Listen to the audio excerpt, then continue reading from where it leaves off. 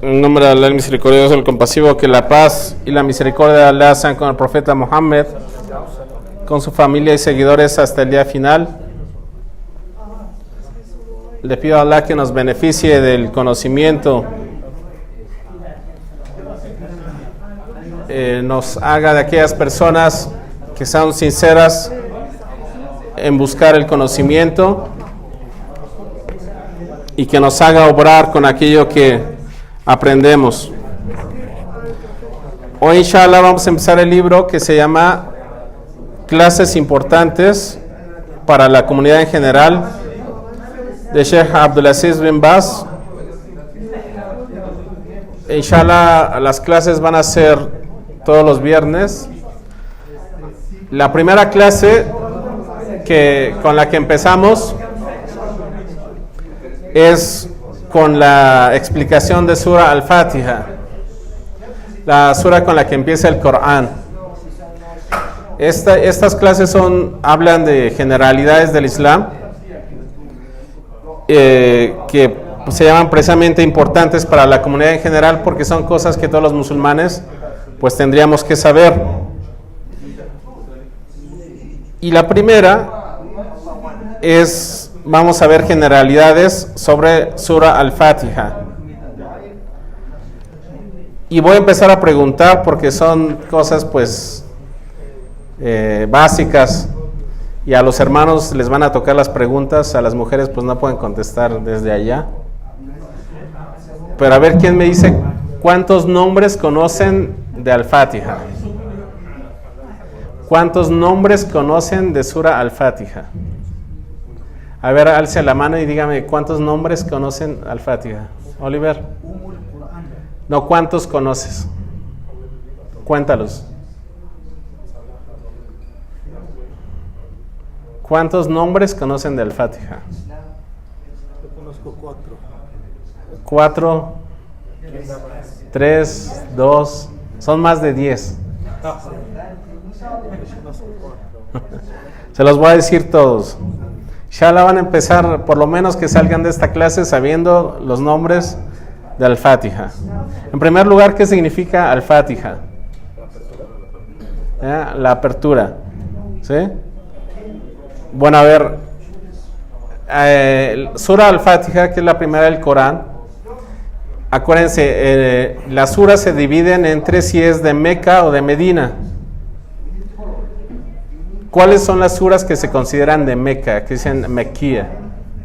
¿Y cuáles son las suras que se consideran de Medina? Al-Fatiha, ¿qué es, de Meca o de Medina? ¿De Meca? ¿Qué significa que sean de Meca? Que fueron reveladas en la ciudad. Un hermano dice que son las suras que son reveladas en Meca. Otro, ¿quién me da otra respuesta? Exactamente, las suras mequías son aquellas suras que se revelaron antes de la hijra, de la migración. Eso significa de que puede haber suras que, aunque se hayan revelado en Meca, después, o sea, ayas que se hayan revelado en Meca, después de que el profeta sallallahu alaihi wasallam regresó en Medina, esas suras se les llaman Madani. Las suras que se revelaron en Medina, después de la migración, se les considera Madani. Las de Meca, antes de la migración, son Sura Makki. Entonces, Al-Fatiha sí es Sura Makki. Entonces, el primer nombre es Al-Fatiha, que es la apertura. ¿Por qué se llama la apertura? Porque abre el Corán. Porque el Corán abre con ella, ¿ok? ¿Y qué más abre Al-Fatiha? ¿Con qué más empieza Al-Fatiha? No, hay otras cosas que uno empieza con Al-Fatiha siempre. El Salat. Se llama Al-Fatiha porque abre el Corán y abre el Salat. ¿Cuántos nombres llevamos? 1. Siguiente nombre, Umul Kitab, la madre del libro, porque vuelve todo el significado del Corán a la sura. ¿Llevamos? 2. al-Qur'an. Una es la madre del libro y la otra es la madre del Qur'an. Y esto es porque hay un hadith de Ubadah bin Samit que dijo que el profeta Muhammad sallallahu alaihi wasallam dijo: los veo recitar detrás del imam. Dijimos los sahaba: sí, oh mensajero de Allah. Y el profeta sallallahu alaihi wasallam dijo: por Alá no lo hagan excepto con al-Qur'an. No lo hagan excepto con la madre del Corán, porque no hay salah para quien la recita. Y este es un hadith catalogado como correcto y fue transmitido en Abu Daud. ¿Cuántos nombres llevamos? 3. ¿Cuáles son? Fatiha, al-Kitab y al-Qur'an. Se llama Ashabul Mathani, las 7 repetidas. Las 7 repetidas, porque se repiten todas las oraciones. ¿Y por qué 7? A ver. Porque tiene 7 ayas. Damos 4 nombres. Aya es un versículo. Sí, al-Fatiha tiene 7 versículos. A ver, Yusuf, ¿cuántos nombres conoces de al-Fatiha? ¿De quién? Al-Fatiha. ¿Al-Fatiha? ¿Cuántos qué? Nombres conoces de al-Fatiha. ¿En español y así? En árabe. Si quieres en urdu, a ver ahora que saliste con los hermanos. Hacha, bacha. ¿Cuántos nombres conoces de al-Fatiha? ¿Nombres de Alá? De al-Fatiha, de la sura de al-Fatiha. El inicio. No, ¿cuántos nombres que se le llama a la sura así? Te voy a dar un ejemplo. Se le llama las 7 repetidas. ¿Por qué? Porque se repiten siempre en el salah. Ok. O sea, nombres que uno dice con lo que uno puede conocer al-Fatiha. Ahorita ya dije 4, les voy a decir más de 10. ¿Sí? Para que te los aprendas, inshallah. Al-Fatiha se llama al-Qur'an al-Azim, la recitación sublime. ¿Por qué? Porque Abu Hurairah radiyallahu anhu dijo el mensajero de Allah sallallahu alaihi wasallam: por aquel en cuyas manos se encuentra mi alma, no descendió en la Torá, ni en el Injil, ni en el Zabur, ni en el Corán, que es el Furqán, como ella.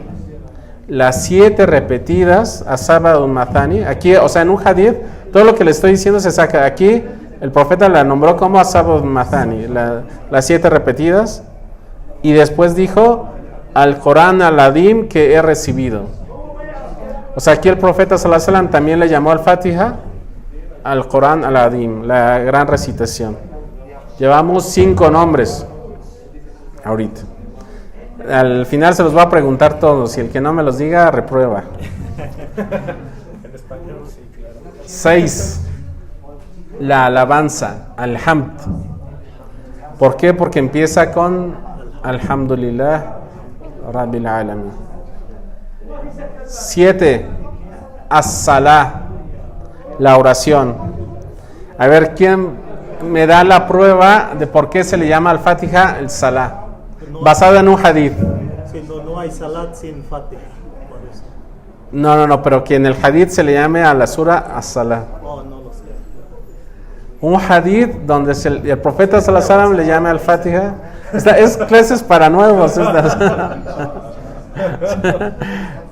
El profeta sallallahu alaihi wasallam dijo, Allah subhanahu wa ta'ala dijo: he dividido el salah en 2, entre mi siervo y yo. Nada más les doy esto pequeño, el hadith, y ahorita se los voy a decir completo, pero para que lo piensen a ver si se acuerdan. El profeta sallallahu alaihi wasallam dijo: Allah dice: he dividido el salat en 2, entre mi siervo y yo. A ver quién lo recuerda, me dice al rato. Ahí llevamos 7 nombres: al-Fatiha, al-Kitab, al-Qur'an, Ashabul Mathani, al-Qur'an al-Adim. ¿Cuál más? Al-Hamd y as-Salah. 7. Ash-Shifa, la cura. ¿Sí? ¿Por qué? Porque dice Alá, di para los que creen es una guía y una cura, o sea, el Corán. ¿Sí? 8. Arruqya. Ruqya. Dijo de Abu Sa'id, radiyallahu anhu, en Bukhari Muslim, cuando hizo ruqya con ella, un hombre sanó. La ruqya es que uno pone la mano encima de alguien y le empieza a recitar Corán. O los duas que el profeta Muhammad sallallahu alaihi wasallam enseñó, eso se le llama ruqya, es para sanar. Y solamente debe ser en lengua árabe y con lo que sea entendible, que sea enseñado por el profeta Muhammad sallallahu alaihi wasallam. O sea, que tenga sentido, ¿no? Se sepa qué es lo que significa. Cuando el sahabi puso la mano sobre el hombre, hizo ruqya con ella, le dijo el mensajero de Allah, ¿y cómo sabía que ella es ruqya? Este es el hadith, está en Bukhari y Muslim. ¿Y cómo sabían que ella es ruqya? ¿Cómo sabían que ella es ruqya? ¿Por qué? Porque le dijeron que el sahaba le había recitado al-Fatiha como ruqya a alguien. ¿Sí? ¿Por qué se le recita al enfermo, al dormir o al embrujado? ¿Al enfermo? O al dormir, o sea, antes de dormir puedes recitarla o al embrujado. Se le llama al-Waqia, la protección. ¿Sí? Llevamos con esta 10. Llevamos con esta 10.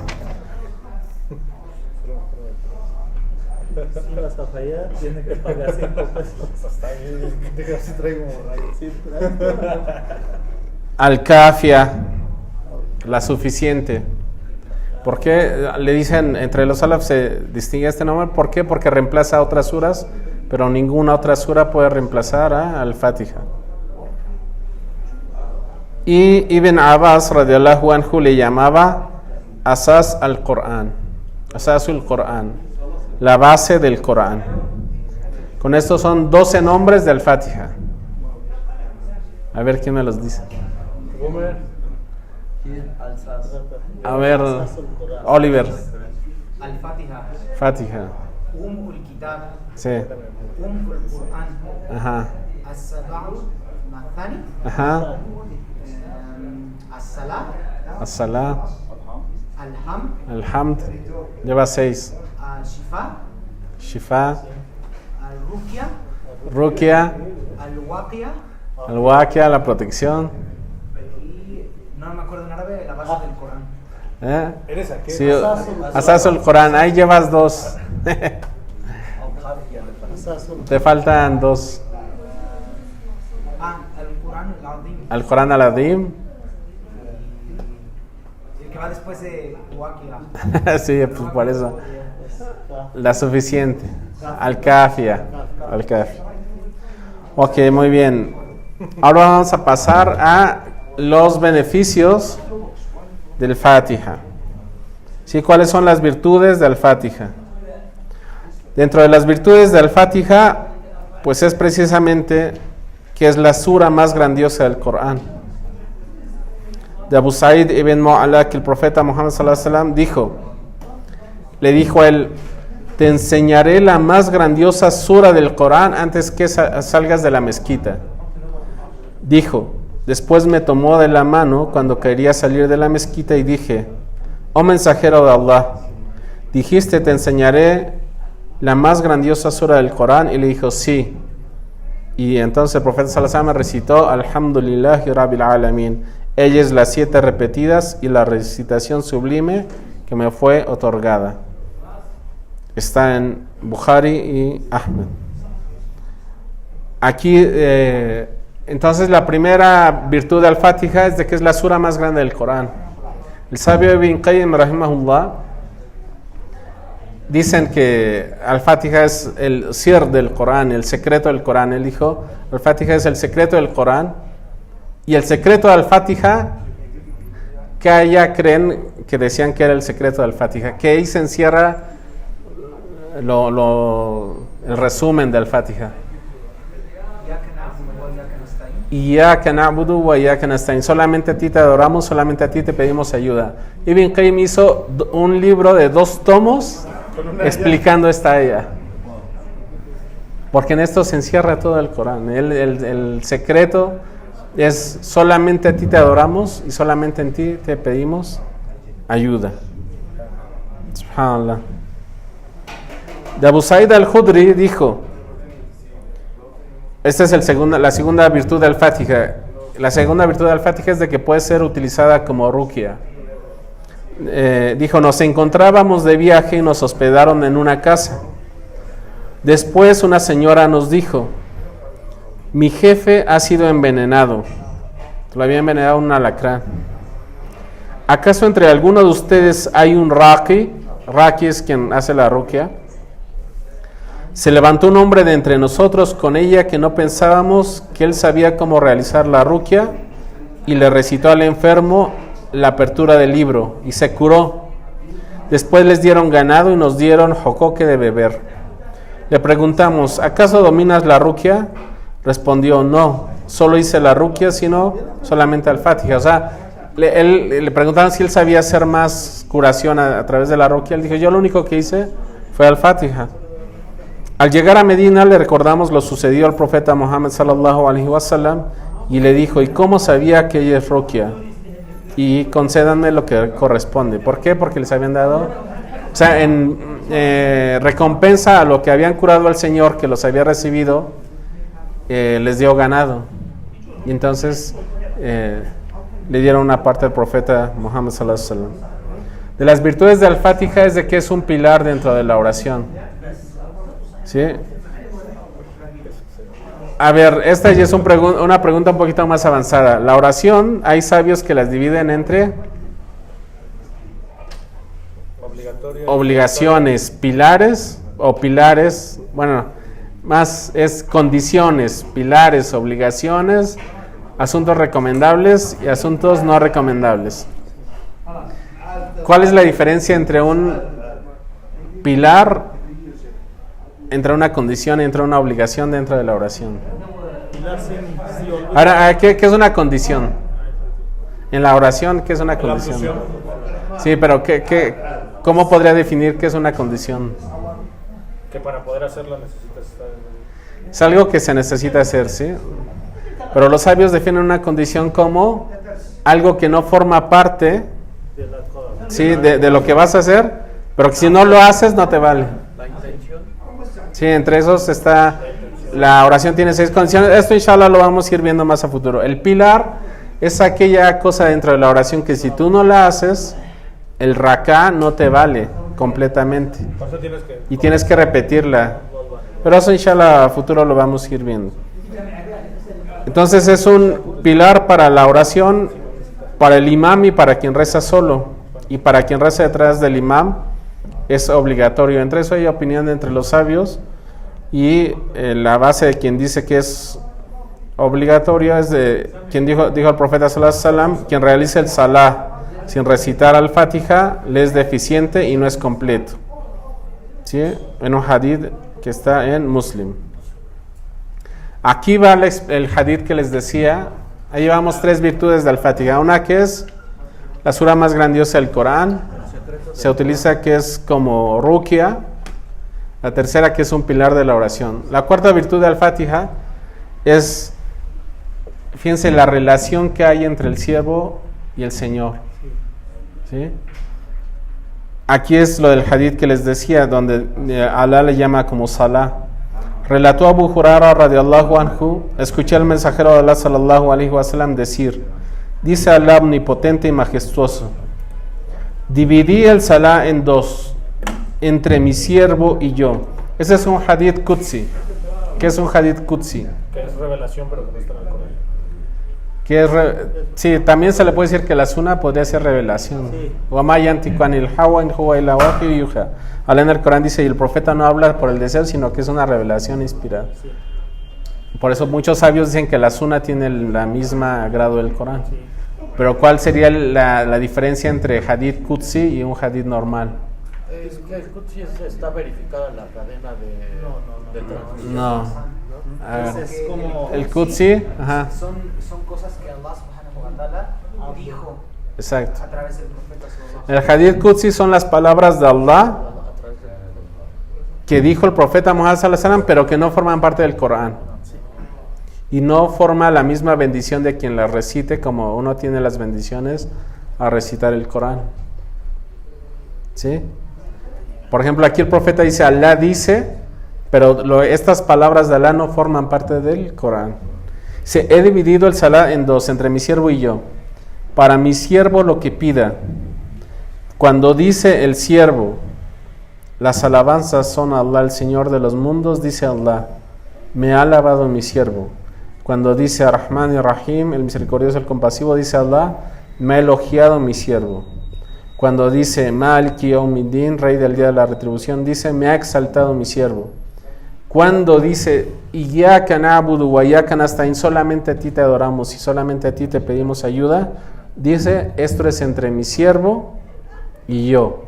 Alá dice esto es entre mi siervo y yo, y para mi siervo lo que pida. Y cuando dice Ihdina sirata al-mustaqim, sirata alladhina an'amta alayhim, guíanos por el camino recto, el camino de los que has favorecido, Gairul Magdubi alayhim waladhdallin, no de los que son motivo de tu ira ni de los extraviados, dice, esto es para mi siervo y para mi siervo lo que pida. Ese es un hadith narrado en Muslim. ¿Qué número es ese? El 775. El contenido de Sura Al-Fatiha, pues son las alabanzas a Allah,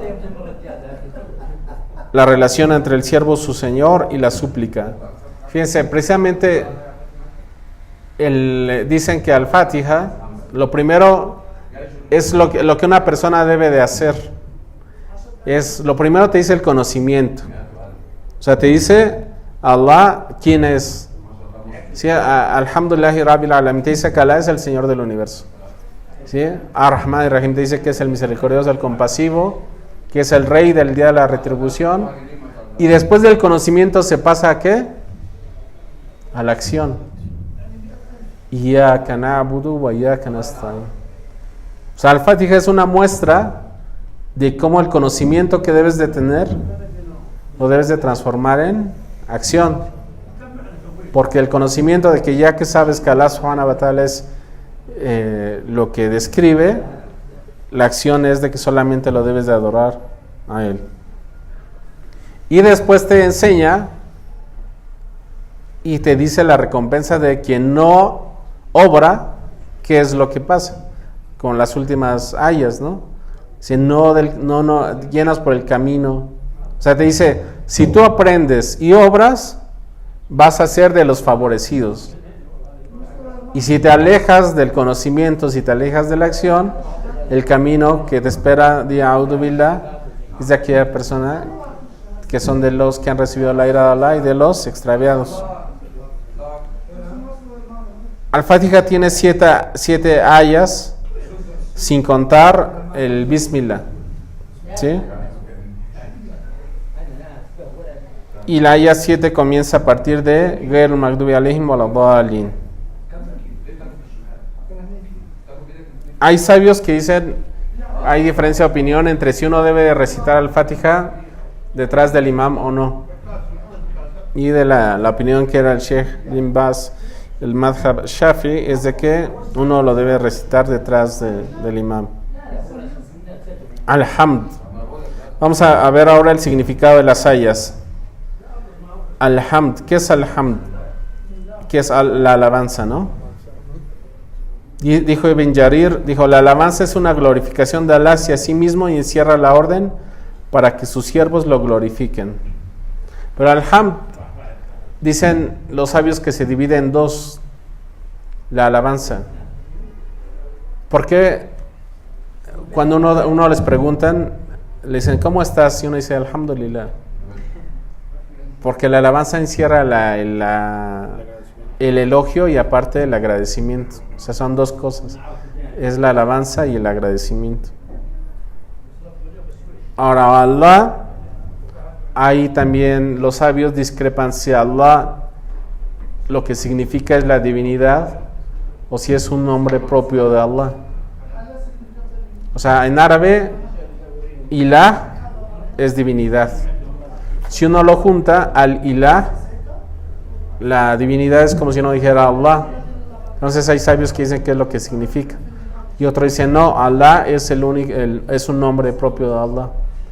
Pero pues las dos opiniones son válidas, ¿no? Rab, que es el Señor, es el Rey, el gobernante, y no se permite nombrar a nadie sino a Allah. ¿Sí? Ahora, en el Fatiha ustedes encuentran Al-Alamin. A ver, ¿qué es Al-Alamin? ¿Cómo lo traducen ustedes? ¿Ustedes cómo cuando...? Todos los mundos, ¿no? Ajá, él, por ejemplo, el hermano dice todos los mundos. Otra traducción, el universo. Otro. ¿Qué significa Al-Alamin? Como del todo, ¿no? ¿Son diferentes mundos o qué? ¿Eh? Pero hay quienes también dicen que son. Todo que Allah creó. Exacto. Todo lo que existe. Sí, exacto, es todo lo que no es Allah. Sí, todo. Así es más sencillo. Todo lo que no es Allah es Alamin. O sea, el Señor de todo. ¿Cuál es la diferencia entre Ar-Rahman y la diferencia entre Ar-Rahim? Los dos vienen de lo mismo, la misma raíz desde Rahma, la misericordia. Rahma. Sí, es útero, ¿no? Se le puede nombrar así, pero no, yo digo la diferencia, la misericordia. O sea, ¿cuál es la diferencia entre Rahman y la diferencia de Rahim? Es este mundo que Allah da todo, si que no creyente da la comida y todo. Ajá. Y Ar-Rahim es como solamente si específico Para los creyentes. Sí, esa es una opinión de los sabios. Pero lingüísticamente, Rahman, ¿qué es lo que significa? O sea, uno cuando lo lee en español, ponen por ejemplo clemente o misericordioso. Literalmente, si uno lo tradujera, es como si en español uno dijera el más misericordioso. Por ejemplo, en árabe es Kabir, es grande. Akbar, el más grande. Rahman significa como una elocuencia de que es el que más rahma da. O sea, el más misericordioso de todos. O sea, que da mucha misericordia. Por eso los sabios dicen que es dijo el profeta sallallahu alaihi wasallam, dijo, si Allah no diera la misericordia en este mundo para el incrédulo, no le hubiera dado de beber, ni aunque sea, ¿sí?, agua, una gota de agua, lo que es, dijo, si esta dunya, si valiera aunque sea el ala de un mosquito, no le daría de beber a un incrédulo aunque sea una gota de agua, ¿no? O sea, entonces, Allah es tan misericordioso en esta vida con todos, ¿sí? Pero en el Corán viene una aya que dice que Él es misericordioso con los creyentes, en la Sura 33, número 42. Dice, y Él es con los creyentes Rahim. Por eso es que dicen que los sabios que el nombre de Rahim es reservado para la próxima vida únicamente para los creyentes. No es permitido que una persona se nombre como Rahman. ¿No es permitido Que una persona se nombre como Rahman. Abdurrahman, sí. Abdurrahman es de los nombres más queridos por Allah, Abdullah y Abdurrahman. Pero a una persona no se le puede nombrar como Rahman. ¿Sí? Y entonces,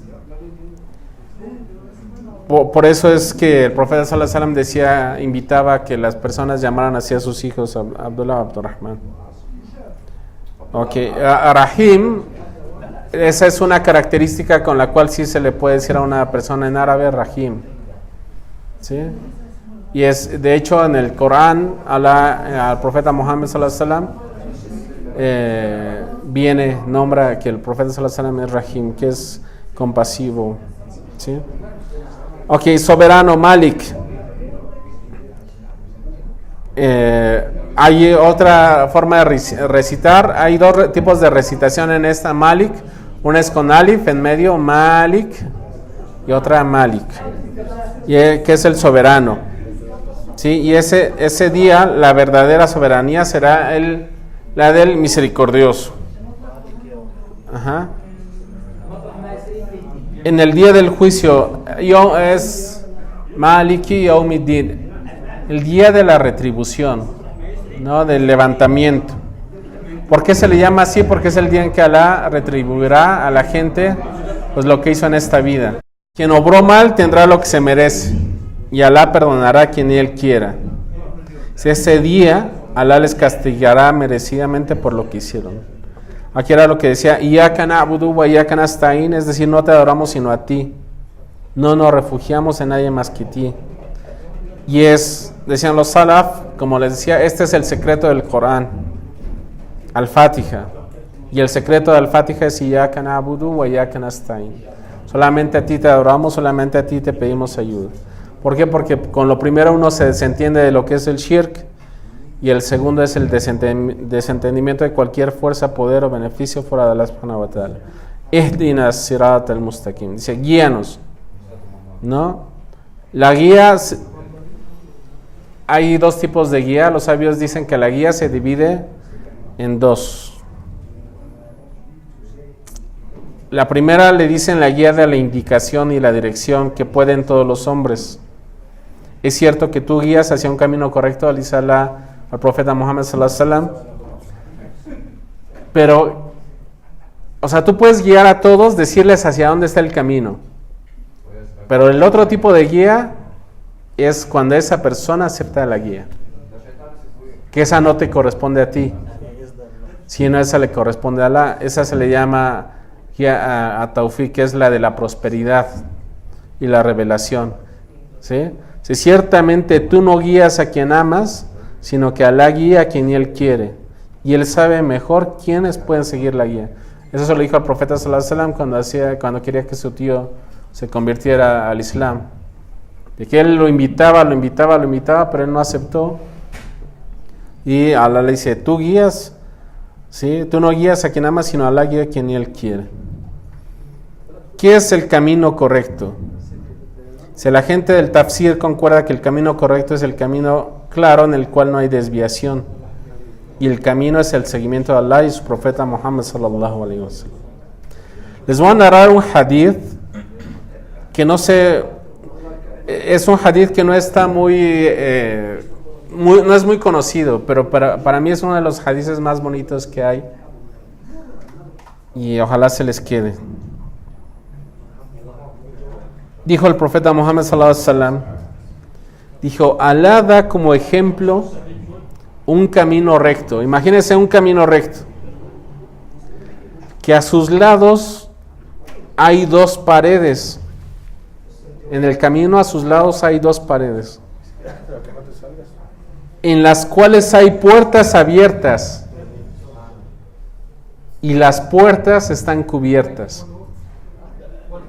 Al final del camino, en la cabeza del camino, hay alguien exhortando que dice, hombres, sigan por el camino sin desviarse.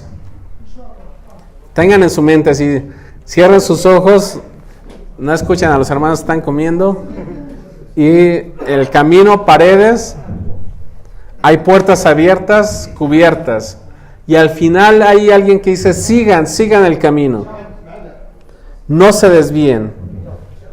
Y hay otra voz, otro que exhorta arriba del camino, que cuando un hombre quiere abrir una puerta, dice, ay de ti, no la abras porque entrarás. Aquí el profeta sallallahu alaihi wasallam explica qué es el camino. El camino, aquí sigue el hadith, no ha acabado, dice, el camino es el Islam. Las paredes son los límites de Allah. Las puertas abiertas son las prohibiciones de Allah. Quien está exhortando en la cabeza del camino es el Corán, es el libro de Allah. Y aquel que exhorta arriba del camino es el exhortador de Allah dentro del corazón de todo musulmán. Subhanallah. Este hadith está en Ahmed y Tirmidhi, tiene un isnad Hasan Sahih. Ese es un hadith bien bonito. Es un hadith bien bonito. En Ahmed está es del 2786. Tirmidhi es del de Tirmidhi 2786. Se los voy a repetir. Dice, Alá da como ejemplo un camino recto, que a sus lados hay 2 paredes, en las cuales hay puertas abiertas. Las puertas están cubiertas y en la cabeza del camino hay quien exhorta diciendo, hombres, entren todos al camino y no se desvíen. Y otro que exhorta arriba del camino cuando un hombre quiere abrir una de las puertas. Le dice, ay de ti, no las abras, porque si la abres entrarás. El camino es el Islam. Las paredes son los límites de Allah. Las puertas abiertas son las prohibiciones de Allah. Y aquel que exhorta en la cabeza del camino. Fíjense, o sea, el Corán es quien te dice, sigue, sigue.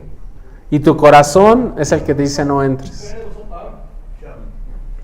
Y por eso es que uno debe purificar su corazón.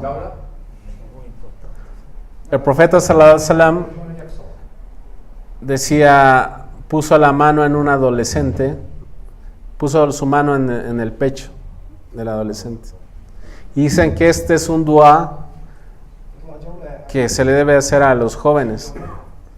Y el profeta sallallahu alaihi wasallam nos enseñó, le dice, oh Allah, puso la mano y hizo el dua, dijo, oh Allah, se purifica su corazón,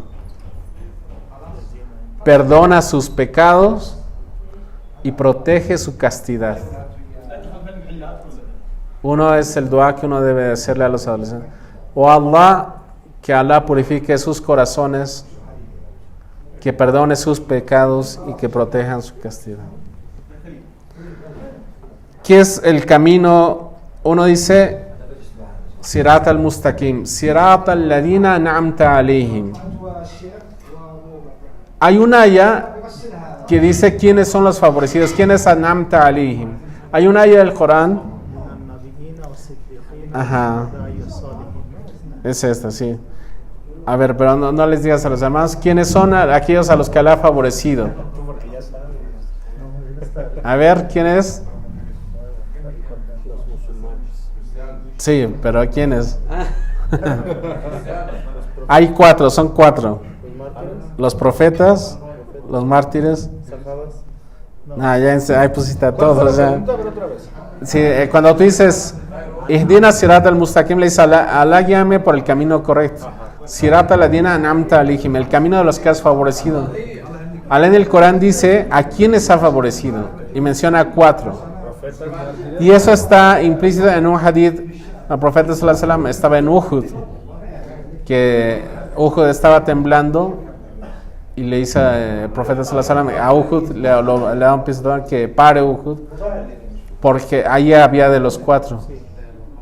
Estaba el profeta Siddiq. ¿Quién es Siddiq? Era Abu Bakr, que era el veraz. O sea, los que Allah favoreció son a los profetas. Los veraces. Estaba Omar, ¿cómo murió? Mártir, lo mataron. ¿Sí?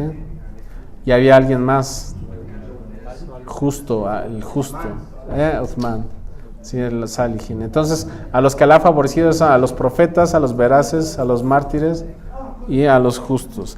Eso es lo que uno pide en Al-Fatiha, que Allah los guíe por ese camino. No de los que han recibido tu ira. Son de aquellos que Allah se enojó con ellos porque supieron la verdad y no obraron con ella. Son los que Allah dice que saben la verdad y no obran con ella.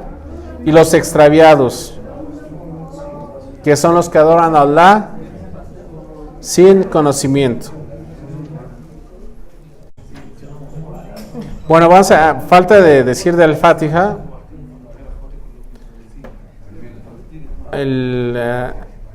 Amén. Dijo Wael ibn Hajar, escuché al mensajero de Allah sallallahu alaihi wasallam que cuando terminó de recitar Ghairul Maghdubi alaihim waladhdallin, dijo Amén, alzando su voz.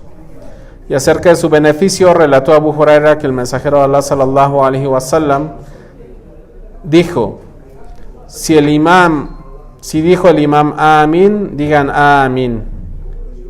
Este es un hadith del profeta sallallahu alaihi wasallam. Dijo: si el imam dice Amén, digan Amén, ya que si concuerda el Amén con el Amén de los ángeles, se les perdona sus pecados anteriores. Este es un hadith mutafakun alayh.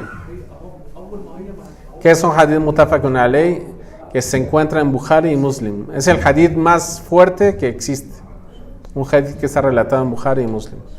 Dijo el profeta sallallahu alaihi wasallam: si el imam dice amín, digan amín, ya que si su amín concuerda con el amín de los ángeles, se les perdona sus pecados anteriores. ¿Sí? ¿Los menores? Sí. Sí, los pecados mayores solamente se perdonan con el arrepentimiento sincero. O sea, todos, o sea, todos los hadices que habla acerca de que se le perdonan las faltas son los menores. Los mayores solamente con el arrepentimiento. Entonces le pedimos a Allah subhanahu wa ta'ala que nos dé el camino de los que ha favorecido y no de aquellos que han recibido su ira, ni de los extraviados. Que nos bendiga y que nos haga obrar con lo que aprendemos, pues ciertamente Él es el respondedor, el compasivo. Que la paz y las bendiciones de Allah sean con el profeta Muhammad, con su familia y seguidores hasta el día final. Hoy vamos a dejar aquí, inshallah, y vamos a continuar el próximo viernes. Vamos a continuar con lo que es posible.